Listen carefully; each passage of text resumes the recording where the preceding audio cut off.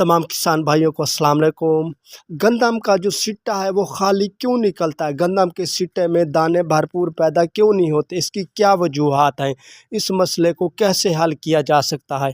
तो गंदम के सिट्टा खाली होने की 3 बड़ी वजूहात है। सबसे पहली वजह वो गंदम जो बहुत अगेती काश्त की गई है, जो अक्टूबर में काश्त की गई है, तो इस तरह की जो गंदम वक्त से पहले सिट्टा निकाल लेती है। 1 महीना 7 दिन हो गए हैं, अभी तक भरपूर सूरज नहीं निकला, तो वो गंदम जो वक्त से पहले सिट्टा निकाल चुकी है, तो उस गंदम का जो ग़िज़ाई निज़ाम है वो मुतासर हो चुका है, क्योंकि सूरज ना निकलने की वजह से गंदम का जो पौधा है वो भरपूर तौर पर खुराक नहीं बना रहा। गंदम का पौधा सूरज की रोशनी में ही भरपूर तरीके से खुराक बनाता है। अगर सूरज की रोशनी ना हो, मुसलसल धुंध हो, गंदम के पौधे का जो ग़िज़ाई निज़ाम है वो काफ़ी ज़्यादा मुतासर होता है। गंदम का जो पौधा है वो बहुत कम खुराक बनाता है। तकरीबन 1.25 महीना मुसलसल धुंध रहने की वजह से गंदम जो है इस वक्त स्ट्रेस में आ चुकी है, और वो गंदम जो बहुत अगेती काश्त की गई है। मैंने गंदम में अक्सर जगहों में कुछ सीटों को नामुकम्मल भी देखा है, और कुछ सीटें मैंने ऐसे भी देखे हैं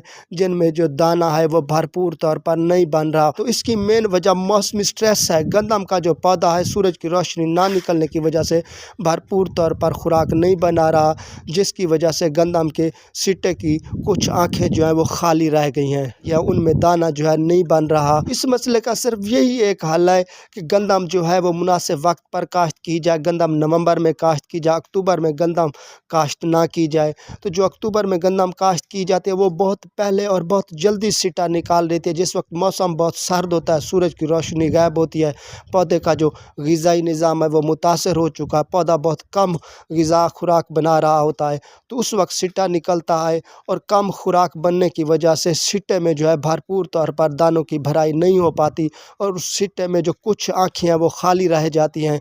सिट्टा खाली होने की दूसरी जो सबसे बड़ी वजह है वो गंदम को भरपूर तौर पर खाद खुराक मुहैया ना करना। तो जिस गंदम को भरपूर तौर पर खाद खुराक नहीं डाली गई, तो उस गंदम में भी एक तो सिट्टा छोटा निकल रहा है, और दूसरा जो है वो सिट्टा जो है नामुकम्मल भी निकल रहा है, और तीसरा जो है उस सिट्टे में कुछ आँखें जो है वो खाली हैं, उन आँखों में दाना नहीं बन रहा। तो जिस गंदम को भरपूर खाद खुराक फराम की गई है, भरपूर खाद खुराक दी गई है, तो उस गंदम का जो सिट्टा है वो भरपूर बन रहा है, और उसमें दानों की तादाद भी पूरी है, और उस सिट्टे की आँखें खाली नहीं हैं। इस मसले से बचने के लिए ज़रूरी है कि गंदम को पहले 2 पानियों में भरपूर तौर पर खाद खुराक फराम की जाए, और गंदम में खाद खुराक की कमी ना आने दी जाए। तो जिस गंदम में भी आप खाद खुराक की कमी देंगे, तो उस गंदम में लाजमी तौर पर जो सिट्टा है उसकी कुछ ना कुछ आँखें वो खाली रह जाएंगी। तीसरी जो इसकी मेन वजह है वो ज़मीनें जो कलराठी हैं, जिन ज़मीनों का पानी खारा है, कड़वा है,